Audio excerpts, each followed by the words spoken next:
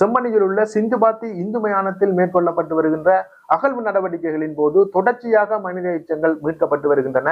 இன்று மாலை நிலவரத்தின்படி அங்கு நடைபெற்று வருகின்ற அகழ்வு பணிகளின் போது மொத்தமாக 18 மண்டையோட்டுகளுடன் கூடிய எலும்புக்கூடுகள் மீட்கப்பட்டுள்ளதாக தெரிவிக்கப்படுகின்றது. இவ்வாறு தொடர்ச்சியாக எழுமாற்றாக கிண்டுகின்ற இடங்களில் எல்லாம் எலும்புக்கூடுகள் இருப்பதனால் அங்கு ஒரு பாரிய மனித புதைக்குழி இருக்கலாம் என்ற தகவலும் தற்பொழுது வெளியாகியுள்ளன. இதற்கு மேலாக அந்த சிந்துபாத்தி இந்து மயானத்தில் மேற்கொள்ளப்பட்டு வருகின்ற அந்த அகழ்வு நடவடிக்கைகளில் சில சிக்கல்களும் எழுந்துள்ளதாக தெரிவிக்கப்படுகின்றது.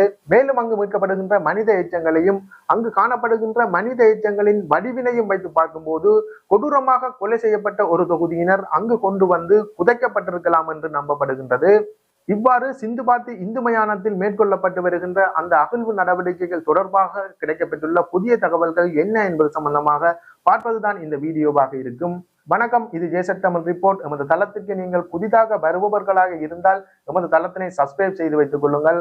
அவ்வாறு செய்தால் தான் நாங்கள் தருகின்ற ஒவ்வொரு வீடியோவிலும் குறிப்பிடப்படுகின்ற புதிய தகவல்களை நீங்கள் உடனுக்குடன் அறிந்து கொள்ளக்கூடியதாக இருக்கும். யாழ் மாவட்டத்தில் உள்ள செம்மணி என்கின்ற பகுதிக்கு மிக அண்மையில் உள்ளதுதான் சிந்துபாத்தி இந்து மயானம். இந்த இந்து மயானத்தில் கடந்த பிப்ரவரி மாதம் மேற்கொள்ளப்பட்டு வந்திருந்த ஒரு அபிவிருத்தி பணிகளின் போது கிண்டப்பட்ட குழியில் மனித எச்சங்கள் காணப்பட்டிருந்தது. இது சம்பந்தமாக போலீசாருக்கு தகவல் வழங்கப்பட்டிருந்தது.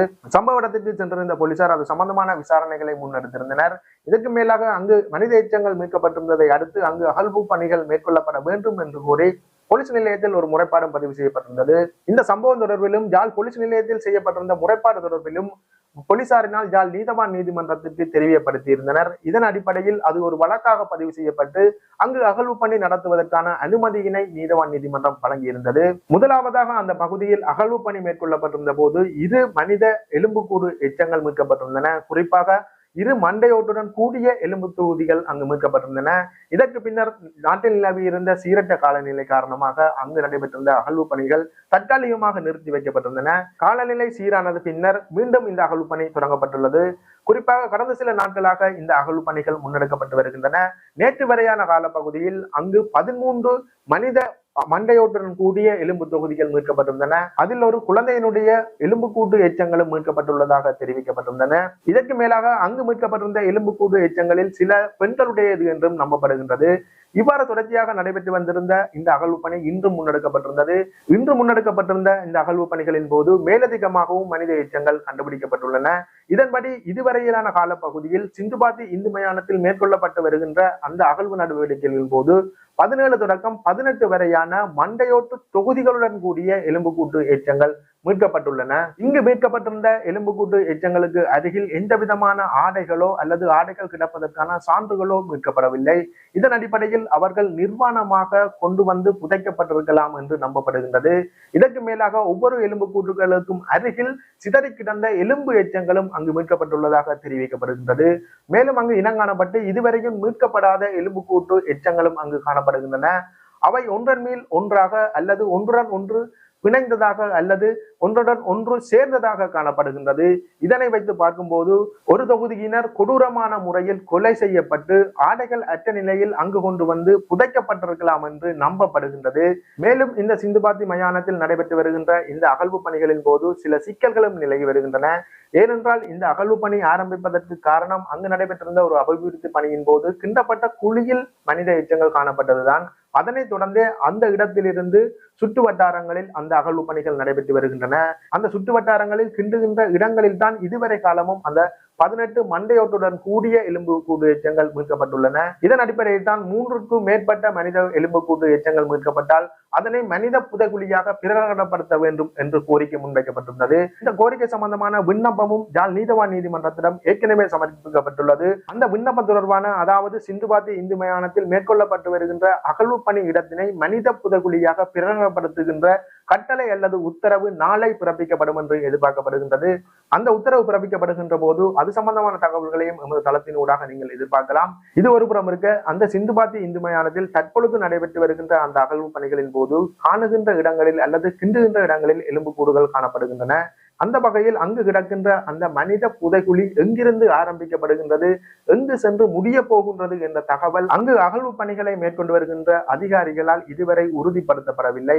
இவ்வாறான நிலையில் அந்த அகழ்வு பணி மீண்டும் தொடர்ச்சியாக முன்னெடுக்கப்பட்டு வருகின்றது.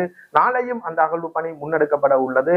அவ்வாறு நடைபெறுகின்ற அந்த அகழ்வு பணி தொடர்பான தகவல்களையும் எமது தளத்தின் ஊடாக நீங்கள் நாளை எதிர்பார்க்கலாம்.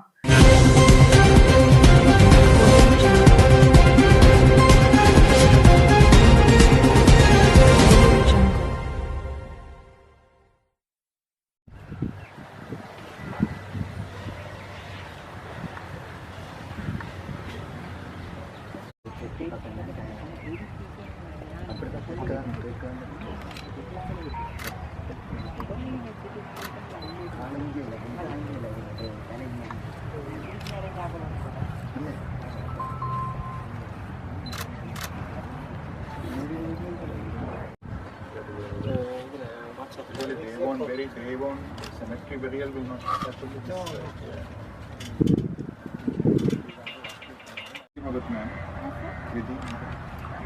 Did the mirror there? Yes, they were there.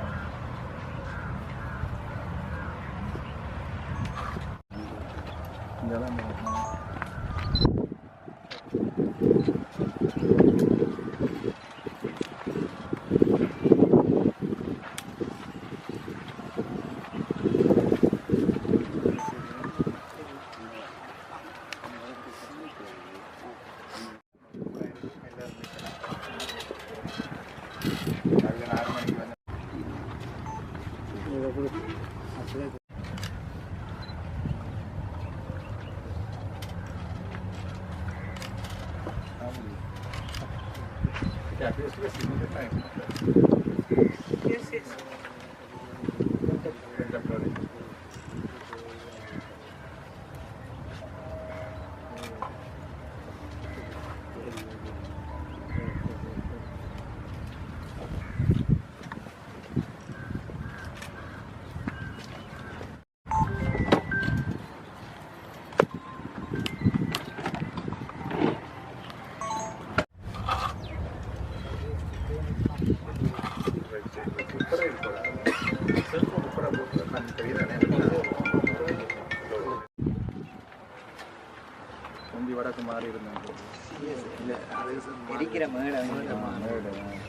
இந்த முந்தி பழைய இதுலேயும் இப்படி தான் இருக்குது மாடு கட்டில் இதே அங்கெல்லாம்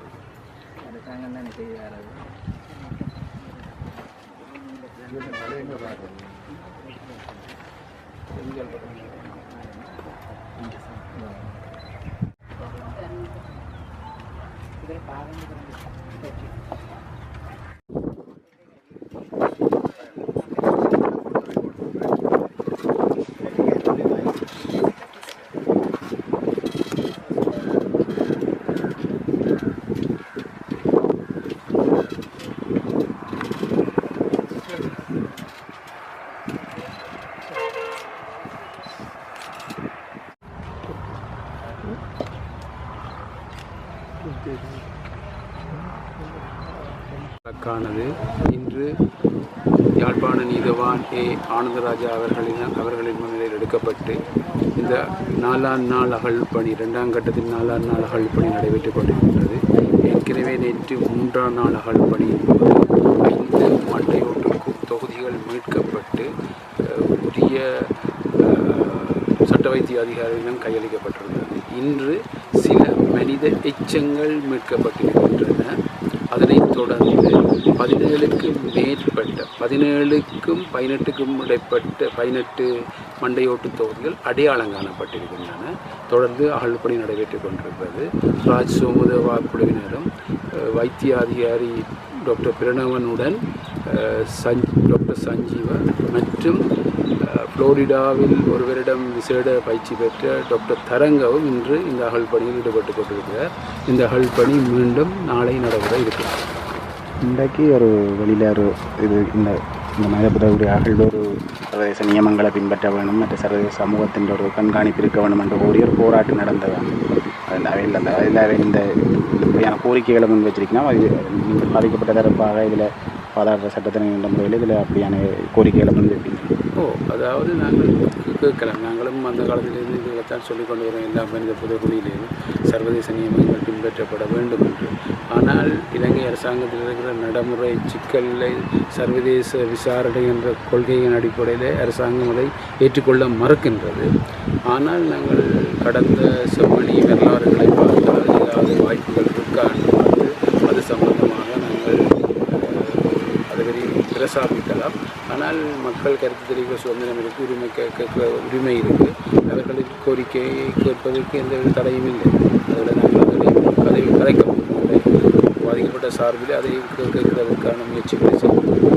கடந்த 99ஆம் ஆண்டு காலப்பகுதியில் இந்த பகுதியில் ஒரு மனித புதைகுழி இருந்த அகழ்வுகள் நீதிமன்றத்தில் வழக்குகள் நடந்தது. இப்போ அந்த வரலாறும் இந்த வழக்குகளில் நீங்கள் தொடர்படுத்தி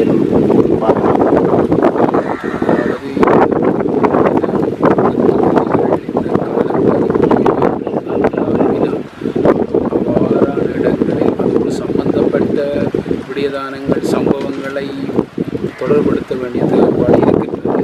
ஆனால் முழுதாக எடுத்து ஆய்வு செய்யப்பட்டு அந்த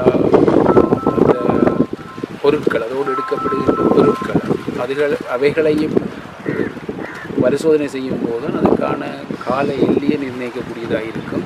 இது ஆரம்ப கட்ட நடவடிக்கை தான் நடைபெறும். பரீட்சார்த்த நடவடிக்கை தான் நடைபெறும். டெஸ்ட் இந்த நடவடிக்கை நடைபெறும். அகழ்வுக்குடி நடைமுறைகளை நாளைக்குத்தான் இது மனித புதைகுழி என்றதை கூட நீதிமன்றம் திறந்த நீதிமன்றத்தில் அறிவிக்க இருக்கின்றது. அதன் பிற்பாடு இதற்கான நிதி வசதிகளை பெற்றுக்கொண்டுதான் முக்கியமான முழுமையான மனித புதைகுழி அகழ்வு பணி நடைபெற இருக்கின்றது.